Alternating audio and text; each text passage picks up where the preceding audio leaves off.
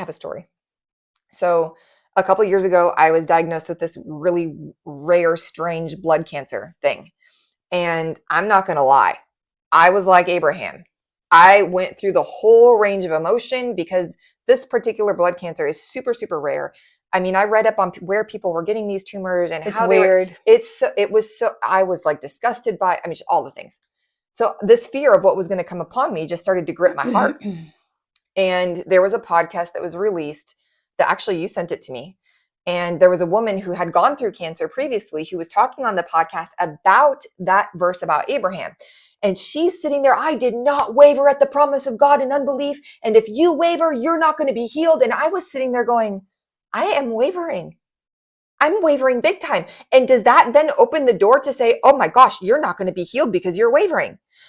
I am so glad that the Lord had already showed me in scripture this cut and paste and saying, you know what? If you are wavering in unbelief, it is okay.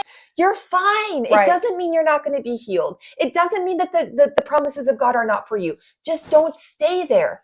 And for me, it really took this lament. For me to lament, I'm scared about what's coming upon me. Actually terrified. So I poured out my complaint before the Lord. And right on the other side of that was the faith rest realm. And I could lay down in green pastures. And to be totally honest, it was almost like faith overtook me. I didn't try hard to have faith. I just knew. So that's the journey I'm talking about. I do not want you guys to get tripped up in condemnation, thinking that you have to try harder. That's not what this is about.